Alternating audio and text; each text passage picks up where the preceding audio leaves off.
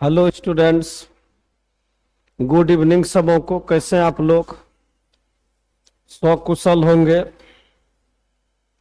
Macavity the mystic cat, जैसा कि देख रहे हैं टाइटिल पोयम का टाइटिल है मैकाविटी द मिस्टिक कैट। तो सबसे पहले देखिए, मिस्ट्री का मतलब होता है रहस्य। रहस्य हो गया, कैट हो गया बिल्ली। मैकाविटी जो है नाम दे दिया है। कुछ पालतू का लोग प्यार से नाम भी रख देते हैं, ठीक ना। मैकाविटी का भी नाम रखा गया है। हालांकि इस मैकाविटी का नाम मैकाविटी रखा गया है इसके धूर्तता के कारण।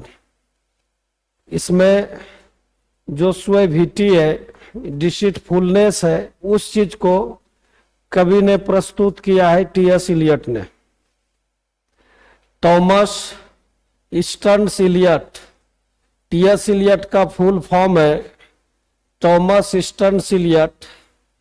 पैदा हुए 1888 में और मृत्यु हुई 1965 में, 1965 में।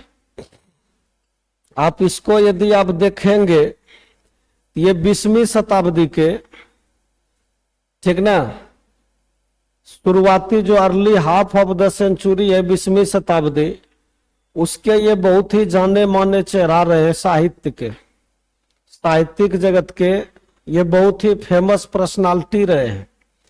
Was born in Saint Louis Missouri, USA. कहाँ पैदा हुए? ये जगह का नाम है अमेरिका में, Saint Louis Missouri, United States of America. But eventually settled in England. लेकिन आखिरकार क्या हुआ? कहाँ सेट हो गए, कहाँ बस गए? इंग्लैंड में। इवेंचुअली का मतलब है आखिरकार। आखिरकार ये कहाँ सेटल हुए? इंग्लैंड में। इंग्लैंड में जाकर बस गए, इंग्लैंड में जाके अपना बसेरा बना लिया। और ये भी एक बात जान लीजिए, ये लोग मूल निवासी जो है ना इंग्लैंड के ही थे। इनके पूर्वज जो है ना, दादा परदादा लोग इंग्लैंड से अमेरिका चले गए थे। फिर बाद में टी.एस. इलियट जो है ना कहाँ सेटल्ड हो गए? इंग्लैंड में। इसके पीछे भी राज है, ऐसे यूं ही नहीं आए। ये स्टूडेंट थे फिलॉसफी के। किस चीज के स्टूडेंट थे? फिलॉसफी। फिलॉसफी क्या होता है? दर्शन शास्त्र। इंटर में एक विषय चलता है दर्शन शास्त्र, फिलॉसफी। ये स्टूडेंट रहे दर्शन शास्त्र के। कौन रहे स्टूडेंट दर्शन शास्त्र के? टी.एस. इलियट। और दर्शन शास्त्र से इन्होंने एमए तक की पढ़ाई की, मास्टर ऑफ आर्ट्स की पढ़ाई इन्होंने दर्शन शास्त्र से किया अमेरिका से। और वहां से पढ़ाई करने के पश्चात ये इंग्लैंड आए और इंग्लैंड के कैम्ब्रिज यूनिवर्सिटी से संस्कृत में पीएचडी किया। संस्कृत में। आप सोच लीजिए कि अमेरिका में पैदा हुआ, पला बढ़ा, एमए तक की पढ़ाई हुई, फिलॉसफी पढ़ा और इंग्लैंड के कैम्ब्रिज से जाके संस्कृत में पीएचडी कर लिया। इनका जो सबसे बेस्ट बुक है, इस माना जाता है द वेस्टलैंड को, जिसका कि पब्लिकेशन हुआ था 1922 में। इस किताब के 5 पार्ट्स हैं, 5 भाग में इन्होंने लिखा है, ठीक ना। काफी जो है लॉन्ग पोयम है।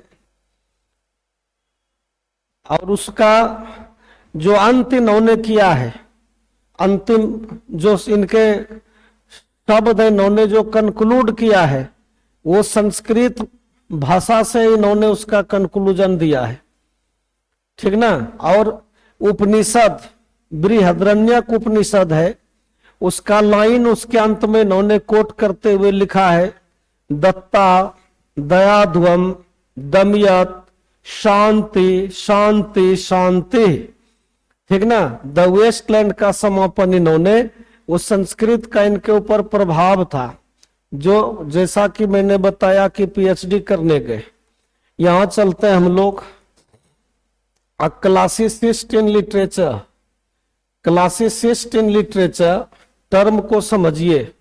क्लासिसिस्ट क्या हुआ, किसको कहेंगे क्लासिसिस्ट, ठीक ना।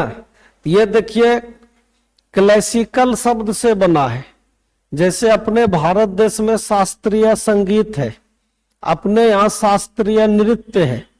देखते हैं लगभग 70 साल उम्र है हेमा मालिनी का, और इस 70 साल के उम्र में भी यदि वो डांस करती है, 70 से ज्यादा ही हो गया है, मैंने कम ही बताया, ठीक ना।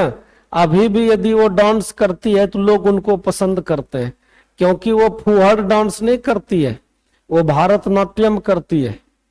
बहुत ऐसे अपने देश में क्लासिकल डांसर हुए, शास्त्रीय संगीत के ज्ञाता हुए, ठीक ना। शास्त्रीय संगीत के जो है शास्त्रीय नृत्य के ज्ञाता हुए, ठीक ना। मीनाक्षी से सादरी का बहुत बड़ा नाम था, वो भी जो है ना शास्त्रीय नृत्य करती थी। सौरभ गांगुली भारत के बहुत मशहूर खिलाड़ी हुए हैं, उनकी पत्नी डोना गांगुली वो ओडिशी की बहुत फेमस डांसर रही है, समझ रहे हैं। जैसे मोहिनी अट्टम है, कुचिपुड़ी है, ये सब अपने कथकली है, कथक है, ये सब अपने देश का शास्त्रीय नृत्य है। उसी तरह से यहाँ क्लासिसिस्ट का मतलब क्या हुआ, पुराना जो, ठीक ना, ग्रीक और रोमन लिटरेचर है, ग्रीक और रोमन लिटरेचर के प्रति जो लोगों में अगाध स्नेह है, आप उस क्लासिसिस्ट में अपने देश के भी शास्त्र, पुराण, रामायण, महाभारत, गीता को शामिल कर सकते हैं, ठीक ना। बहुत ऐसा मूवी है जिसको आप कई बार देखते हैं, फिर भी देखने का बार बार मन करता है, जो कभी पुराना नहीं होता है, लगता ही नहीं कि ये पुराना हुआ हो। आप रामायण देखते हैं, मान लिया कि आप रामायण का वीडियो देख रहे हैं, और जब वीडियो देख रहे हैं रामायण का, तो वीडियो देखने के दौरान आप क्या देखते हैं, मान के चलो के एपिसोड देख रहे हैं ऐसा जिसमें कि मेघनाथ जो है ना शक्ति मार देते हैं लक्ष्मण जी को, और लक्ष्मण जी को भगवान राम अपने जंघा पर उनका सिर रख के लिटाए हुए हैं और चिंतित हैं। बार बार वो चिंता प्रकट कर रहे हैं कि हम अपने माता सुमित्रा को क्या जवाब देंगे, कैसे हम जो है ना लक्ष्मण के बिना वापस अयोध्या जाकर क्या मुंह दिखाएंगे माता को, हमने तो उनको वचन दिया था, क्या हम वचन जो दिए हैं उसको नहीं निभा पाएंगे। और इस बीच क्या होता है, हनुमान जी जो है वैद सुसैन को उठाकर ले आते हैं लंका से। वो कहते हैं असंभव है, कौन हिमालय से जाके रातों रात जो है ना संजीवनी बूटी लाएगा। कहा कि हनुमान के शब्द कोश में असंभव शब्द नहीं है, और हनुमान जी चल पड़ते हैं। देर हो रही है, लोगों को लगता है कब सुबह हो जाएगा, कथावाचक कथा पहुंचते हैं, दर्शक के आंख से आंसू बहता है। उधर हनुमान जी को कालनेमी जो है अपने मोह जाल में फंसाते हैं, कालनेमी का वध करके वो पूरा पर्वत, सारा पर्वत ही उठाकर आ रहे हैं, तो भरत जी बाण चला देते हैं, वो राम राम करते हुए गिर जाते हैं।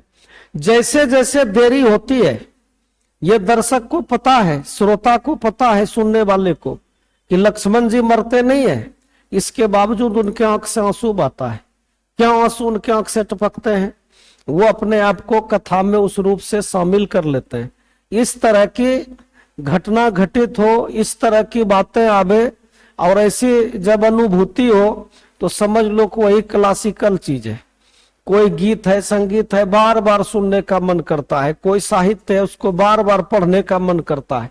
तो टी.एस. इलियट ने उस तरह की रचना की, इसीलिए इनको क्लासिसिस्ट कहा गया लिटरेचर में, साहित्य में।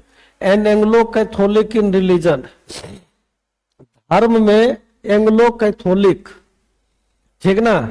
एंग्लो कैथोलिक क्यों कहा गया, तो समझने का प्रयास कीजिए आप लोग, ठीक ना। यहां समझना है, मूल धर्म तो कैथोलिक ही है, फिर बाद में क्या हुआ, कैथोलिक में जो रिजिडिटी थी, जो रिजिड रूल था, उसका विरोध करने जिन लोगों ने किया, विरोध को इंग्लिश में कहते हैं प्रोटेस्ट, जिन लोगों ने विरोध किया वो लोग प्रोटेस्टेंट कहलाए। फिर ये दो भाग में बट गया, एक हो गया कैथोलिसिज्म और दूसरा हो गया ये प्रोटेस्टेंटिज्म, या कैथोलिक और प्रोटेस्टेंट दो हुआ, ये दो धारा चला। बाद में जब इंग्लैंड में 1558 में एलिजाबेथ मरहनी बनी, जिनका कि शासन 1603 तक रहा था, तो इन्होंने देखा कि जब तक हम धर्म के मामले को नहीं निपटाते हैं, जब तक हम धर्म के मामले का सॉल्यूशन नहीं करते हैं, हमारा देश सही रास्ते पर नहीं बढ़ सकता है। तो इन्होंने एक नई व्यवस्था ला दी, दोनों के बीच का जो है ना रास्ता ला दिया, समझे। तो वो जो बीच का रास्ता लाया उसी का नाम इन्होंने दिया, ठीक ना। वहीं से जो है ना ये एक उसके लिए एक अलग जो है कह सकते हैं का चर्च भी बना देश में, वहां से एंग्लिकन चर्च बना, एंग्लिकन ये आया, समझे ना। ये दोनों को मानने वाले लोग थे, इसको भी मानने वाले और इसको भी मानने वाले, बीच का निकाल दिया रास्ता, तो इसको भी ये मानने लगे। इसलिए ये क्या हो गए, एंग्लो कैथोलिक इन रिलीजन, धर्म में। ध्यान दीजिएगा, समझिएगा। बहुत लोग जो है ना ऐसे टर्म को समझ ही नहीं पाते हैं, समझे, उसको उनको समझ में ही नहीं आता है बहुत सारे लोगों को। तो समझने का कोशिश कीजिए, मैंने पूरा इसका इतिहास बता दिया। एंडर रोयलिस्ट इन पॉलिटिक्स, और राजनीति भी किया, तो शाही अंदाज में राजनीति किया। कई बार प्रश्न पूछता है, ठीक ना, a classicist in literature and Anglo Catholic in religion and royalist in politics, आपको प्रश्न पूछ देगा तो आप ये याद रखिएगा कि किसको कहा गया। दे देगा 4 ऑप्शन आपको, W.B. येट्स दे दिया, T.S. इलियट दे दिया जॉन डन, जॉन कीट्स। तो ये याद रखना होगा, किसको कहते हैं, T.S. इलियट को, ठीक ना। जैसे राजनीति में कोई जो है ना राजनीति भी करते हैं कोई आदमी, तो शाही अंदाज में राजनीति करते हैं, ये कहने का मतलब हुआ, समझ रहे हैं। फिर देखो, he rose to become one of the greatest poets of the 20th century। ये 20वीं शताब्दी के महान कवि में से एक थे, महान कवियों में से। जितने भी 20वीं शताब्दी में कवि हुए उनमें से सबसे बड़े कवि के रूप में T.S. इलियट का नाम है। 20वीं शताब्दी के जितने भी 20th सेंचुरी के जितने भी कवि हुए उन महान कवियों में से T.S. इलियट एक थे। He was also a distinguished critic। ये एक जो है ना जाने माने, डिस्टिंग्विश्ड जाने माने जो है, या आप कह सकते हैं मूर्धन्य, धाकड़, अलग ढंग के आलोचक भी हुए, क्रिटिक, समझे। क्रिटिक कहते हैं समालोचक, जो पक्ष और विपक्ष दोनों बात को रखते हैं। आप देखिएगा डांस इंडिया डांस में कोई बच्चा जाता है नृत्य प्रस्तुत करने के लिए, और जैसे बच्चा जाता है तो जज बच्चे के मुंह पर ही बोलते हैं कि बाबू ये वाला जो स्टेप आपने किया ये बहुत ही फेब्यूलस था, बहुत शानदार था, लेकिन ये वाला आपका उतना अच्छा नहीं था। अब 10 अंक देना है जज को, तो पता चला कि 6 ही दिया, किसी को 8 दिया, और कह भी देता है कि आपको बाहर जाना होगा, ठीक ना। अच्छे पक्ष को भी बताना और उसके जो बुरे पक्ष हैं उसको भी बताना। तो क्रिटिक यही करते हैं, समझ रहे हैं। जॉन डन को आपने पढ़ा मेटाफिजिकल पोएट के रूप में। जॉन डन को वो ख्याति नहीं मिली जब तक वो जिंदा थे, बाद में भी नहीं मिली, ठीक ना। 1572 में पैदा हुए, 1631 में मर गए। अब सोचिए कि कितने वर्षों के बाद T.S. इलियट का जन्म हुआ। और जब इन्होंने लिखा, जॉन डन के को पढ़ा इन्होंने, और इन्होंने जब लिखा जॉन डन के बारे में, हालांकि उनके बारे में पहले ही ये टर्म आ गया था कि he affects the metaphysics. Doctor Samuel Johnson ने जॉन ड्राइडन के इस फ्रेज को बहुत ज्यादा पॉपुलर कर दिया, लेकिन लोगों ने नोटिस तब करना शुरू किया जब T.S. इलियट का जॉन डन के बारे में, जॉन डन से संबंधित क्रिटिकल थियरी आया तब। एंड ड्रामेटिस्ट, और जाने माने ड्रामेटिस्ट भी थे, नाटककार भी थे। करीब करीब जो है ना समझ लीजिए कि आधुनिक युग में ड्रामा लिखनी जो है ना, नाटक लिखने की कला जो है ना मृत प्राय हो चुकी थी। कुछ ऐसे राइटर हुए जिसमें कि T S Eliot, W.B. Yeats, A.W. Pinero, John Galsworthy, G.B. Shaw, इन लोगों ने फिर से उसको रिवाइव किया। लेकिन टी.एस. इलियट का, W.B. येट्स का, इन लोगों का कुछ नाम इसलिए आता है, ये पुनः जो है ना वर्स ड्रामा को भी कविता में ही लिखते थे। एलिजाबेथन में तो सबों ने लिखा, पहले उसी में लिखा जाता था, बाद में प्रोज फॉर्म में लिखा जाने लगा। लेकिन फिर से इन्होंने पोइट्री के फॉर्म में पोइटिक ड्रामा का फिर से जो है ना प्रचलन शुरू कर दिया, जिसमें the cocktail party, the family reunion, the murder in cathedral, ये सब इनका काफी फेमस हुआ। He was awarded the Nobel prize for literature in 1948। कब इनको मिला नोबेल प्राइज? 1948 में। किस लिए मिला? लिटरेचर के लिए। शानदार जो इनका योगदान था साहित्य के लिए, जो इन्होंने अपना शानदार योगदान दिया, उस शानदार योगदान के लिए टी.एस. इलियट को 1948 में नोबेल प्राइज से नवाजा गया। His best known poems are the Westland.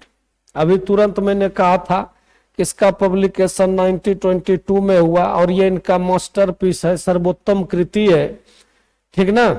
The Westland सबसे ज्यादा फेमस टी.एस. इलियट का वर्क है, द वेस्टलैंड। जैसे अभी मैं क्रिटिसिज्म की बात कर रहा था, आप लोग यदि कभी किसी को पढ़ने का इंग्लिश ऑनर्स अवसर मिले तो उसमें आप लोग पढ़ोगे ट्रेडिशन एंड इंडिविजुअल टैलेंट।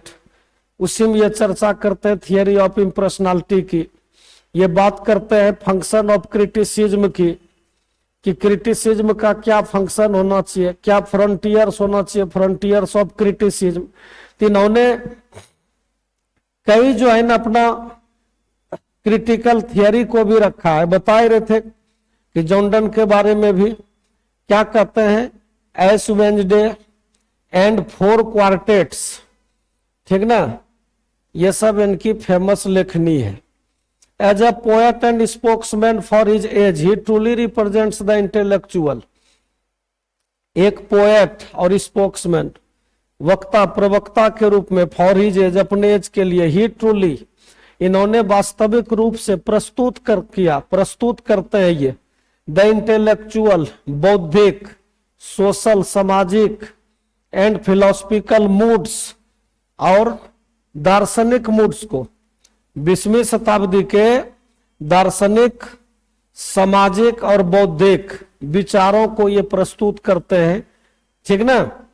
फिर आगे देखो, द प्रेजेंट पोएम, ये जो प्रस्तुत कविता है, क्या ये मैकियावेली द मिस्टिक एट, क्या नाम है, मैकियावेली द मिस्टिक एट, जिसको पढ़ रहे हैं आप लोग, इज फ्रॉम हिज कलेक्शन, ये इनके संग्रह से है, called Old Possum's Book of Practical Cats. ये एक मूल रूप से इनकी रचना है, किताब है, संग्रह का नाम है, और इसमें से कई कविताएं हैं। उन कई कविताओं में से एक कविता मैकियावेली द मिस्टिक कैट भी है, which was made into a very successful music on stage। क्या कर रहे हैं कि जिसका कि बहुत ही सफलता पूर्वक जो है ना, क्या हुआ, बहुत सफलता पूर्वक संगीत प्रस्तुत किया गया। कहां पर? स्टेज पर, मंच पर, बाय द ग्रेट कंपोजर, महान कंपोजर, एक महान कंपोजर हुए सर एंड्रयू लॉयड वेबर। ये सर एंड्रयू लॉयड वेबर नाम के एक बहुत ही मशहूर कंपोजर हुए, उन्होंने जो है ना इस पर म्यूजिक बना दिया, संगीतबद्ध किया इस कविता को। क्या it is a light poem. ये तो यदि आप टी.एस. इलियट के रचना को पढ़ते हैं, आप एक कॉन्शियस रीडर हैं, ये कहना बिल्कुल ही बेमानी है। कभी हमने कह सकते हैं कि इन्होंने कभी कोई बात जो है ना लाइटली रखा, लेकिन वास्तव में इस पोएम को इन्होंने बिल्कुल लाइटली ही रखा है, हल्के फुल्के अंदाज में ही रखा है। अन्यथा टी.एस. इलियट जैसे राइटर, आधुनिक युग के जितने भी राइटर हुए हैं, चाहे हम E.M. फॉस्टर की बात कर लें, वर्जीनिया वुल्फ की बात कर लें, D.H. लॉरेंस की बात कर लें, ये सब ऐसे राइटर हुए हैं जो शुरुआत करते हैं यहां से लिखना और फुल स्टॉप आके यहां देते हैं, समझे। बड़े बड़े प्रोफेसर के लिए समझना इनके राइटिंग के लिए, इनके राइटिंग को बहुत मुश्किल टास्क हो जाता है। लेकिन वास्तव में जितनी भी इनकी कविताएं हैं, और एक लिटरेचर के स्टूडेंट होने के नाते जहां तक मेरा पर्सनल अनुभव रहा है, जहां तक मुझे अपने शिक्षकों से ज्ञान हासिल करने का अवसर मिला है, ठीक ना, इसमें कोई दो मत नहीं है कि टी.एस. इलियट काफी सीरियस राइटर रहे हैं और टी.एस. इलियट को समझना काफी डिफिकल्ट रहा है, बहुत ही डिफिकल्ट रहा है। लेकिन ये पोएम वास्तव में इन्होंने लाइट हेरोइक वैन में ही लिखा है, ठीक ना, हल्के फुल्के अंदाज में, आप कह सकते हैं कि मजाकिया लहजे में लिखा है, जो कि टी.एस. इलियट के कह सकते हैं कि आप स्वभाव के बिल्कुल विपरीत, ये उनके स्वभाव में नहीं था कि हल्की फुल्की बात करना।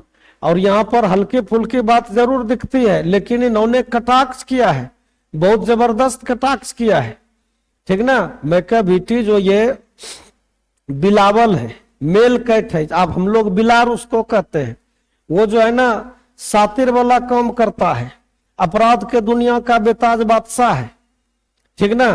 ये उस युग में रहे हैं। देखते हैं क्यों दिया द वेस्टलैंड, क्यों दिया टाइटिल द वेस्टलैंड। 1922 में पब्लिश हुआ। इसके पहले भयावह युद्ध हुआ दुनिया में, प्रथम विश्व युद्ध हुआ, ठीक ना। बाद में और भी बहुत सारी जो है ना घटनाएं घटती है।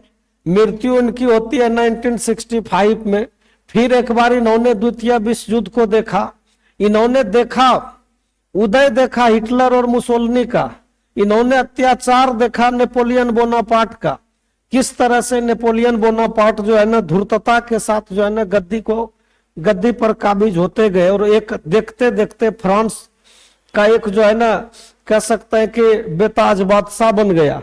और नेपोलियन बोनापार्ट से ही एक शब्द आया है नेपोटिज्म, जिसका कि मतलब होता है भाई भतीजावाद।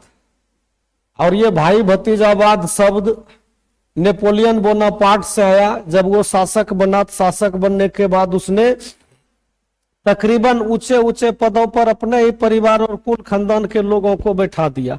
और आज ये नेपोटिज्म का सर्वोत्तम उदाहरण मिलता है इंडियन पॉलिटिक्स में, भारत के राजनीति में, ठीक ना। बिहार में देख लीजिए लालू यादव के परिवार को, रामविलास पासवान के परिवार को, उत्तर प्रदेश चले, किसी भी पॉलिटिकल पार्टी को आप ये नहीं कह सकते हैं कि बीजेपी ने नहीं किया, कांग्रेस ने नहीं किया, शिवसेना ने नहीं किया, ठीक ना। जितने भी पार्टी है सब ने, तमिलनाडु में करुणानिधि का परिवार वैसा ही है। जहां जिसको मौका मिला वहां पर भले जनता को इन लोगों ने बेवकूफ बनाया। ये शब्द जरूर वहां से इजाद हुआ है, लेकिन ये फल फूल रहा है हिंदुस्तान में, इस चीज को जान लीजिए, ठीक ना। सबको लगा रहे हैं, क्या कह रहे हैं। अब तो ये नेपोटिज्म शब्द जो है ना, जब से सुशांत सिंह राजपूत का कह सकते हैं कि उन्होंने सुसाइड किया, फिल्मिस्तान पर भी लोग आरोप लगा रहे हैं कि लोग अपने ही परिवार के लोगों को बढ़ा रहे हैं। कितना भी आप में टैलेंट क्यों नहीं है, लोग आपका कदर नहीं करेंगे। आप कितने भी बड़े एक्टर क्यों नहीं है, बहुत संघर्ष करना पड़ता है। आगे बढ़ता हूं, फिर क्या कह रही है, इट डज नॉट नीड, इसमें कोई आवश्यकता नहीं है एनी सोलेम और डिटेल एनालिसिस, ज्यादा जो है ना इसमें एनालिसिस करने की कोई आवश्यकता नहीं है, ठीक ना। It's charm comes from its NEET rhymes, इसका जो चार्मिंग है ना ये कहां से आता है, इनका जो सुंदर राइम है। राइम आप लोग समझते हैं, राइम हो गया तुक, समझे। यहां देखिए क्या है, PAW पाऊ, यहां क्या लाऊ, डेस्पेयर देयर, क्या ये राइम है। जनरली जो है टी.एस. इलियट जाने जाते हैं ब्लैंक वर्स के लिए। ब्लैंक वर्स क्या होता है, ठीक ना। ब्लैंक वर्स लिखने के लिए जाने जाते हैं, समझ रहे हैं। और समझाया है मैंने, कई बार समझाया है, ठीक ना। कई बार आपको स्टेंजा फॉर्म्स पढ़ाए हैं, stanza of 2 lines couplet, 3 lines triplet, 4 lines quartet. उसी क्रम में बताए कि ब्लैंक वर्स और फ्री वर्स होता है, ठीक ना। फ्री वर्स बिल्कुल मुक्तक आपने पढ़ा इंटर में, voice of the unwanted girl, वो फ्री वर्स है। आपने पढ़ा ताबिज खेर का साउथ दिल्ली मर्डर, बिल्कुल फ्री वर्स है, समझ रहे हैं। इंटर में भी आपका यहाँ फर्स्ट ईयर के बाद सेकेंड ईयर में भी वैसा पोयम है ज्ञान दारूबल्ला का, ठीक।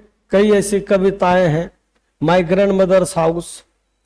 तो ये जो मिल रहा है इसमें, समझ रहे हैं, इसमें क्या होता है, अनराइम्ड होता है, राइमिंग नहीं होगा, ये मिलेगा नहीं।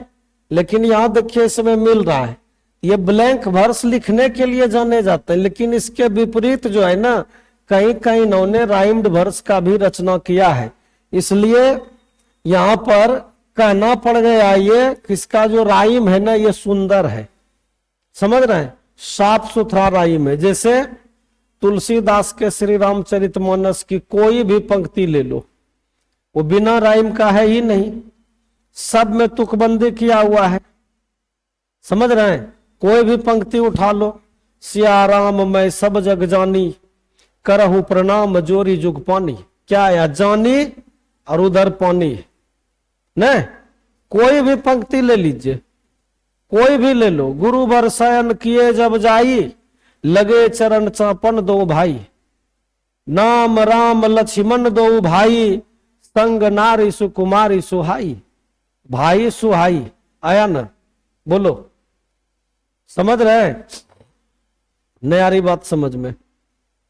देखिए आगे क्या कह रही है, एंड गैल्पिंग रिदम। गैल्पिंग रिदम क्या होता है, आपके इर्द गिर्द कोई तबला बजाने वाले होंगे, कोई तबला वादक, समझे, ये यूट्यूब में खोजना गैल्पिंग रिदम। घोड़ा जैसे चलता है ना, तो घोड़ा जब चलता है तो उसका जो खाप है, टाप है, जैसे वो पटकता है जमीन पर, पटकने के बाद जो साउंड निकलता है उसी तरह का वो साउंड निकाल देगा तबला बजाने वाला। आप यूट्यूब पर खोजिएगा, मिल जाएगा आपको। वही रिदम बनाया, किसने बनाया, किसने बनाया, तो यहां पर देखिए नाम दिया हुआ है कंपोजर का, सर एंड्रयू लॉयड वेबर। ये म्यूजिक कंपोजर थे, जो काम अपने देश में ए.आर. रहमान करते हैं, म्यूजिक कंपोज करते हैं। किसी ने लिरिक लिख के दे दिया और वो म्यूजिक बनाते हैं, समझ रहे हैं। अनु मलिक, ये लोग क्या करते हैं, नदीम सरवन क्या करते हैं, लक्ष्मीकांत प्यारेलाल क्यों फेमस हुए, ये वो धुन बनाने के लिए। और ये काफी कठिन टास्क होता है, समझे। इन्होंने बनाया, और देखिए बहुत ऐसा चीज है, किसी गायक ने गा दिया, किसी कवि ने लिख दिया, लोग उसको नोटिस नहीं करते हैं। आजकल देखिएगा बहुत ऐसा सॉन्ग है वो यूं ही पड़ा हुआ है, लेकिन जब कोई आदमी उस पर रील्स बना दिया, इतना ज्यादा वो फेमस हो जाता है कि लोग उसको नोटिस करने लगते हैं। बहुत सारे मशहूर ऐसे गायक हुए हैं जिन्होंने गा दिया, कभी वो बहुत गाना कर्णप्रिय था, बाद में लोग भूल गए, फिर किसी ने उसको रिवाइव किया, फिर गया, तो गाने के बाद फिर लोग दोबारा उसको नोटिस करने लगते हैं। तो इन्होंने म्यूजिक बनाया और काफी सक्सेसफुल इसका जो है ना परफॉर्मेंस हुआ मंच पर, galloping rhythm as well as the comic effect of a monster criminal. और क्या है, एक मॉन्स्टर क्रिमिनल के हास्य वाले प्रभाव को, क्या है वो, a monster criminal who is in fact a cat. क्या है वो, वास्तव में एक बिलार है, वो मॉन्स्टर है, वो सातिर है, सातिराना अंदाज में, समझ रहे हैं।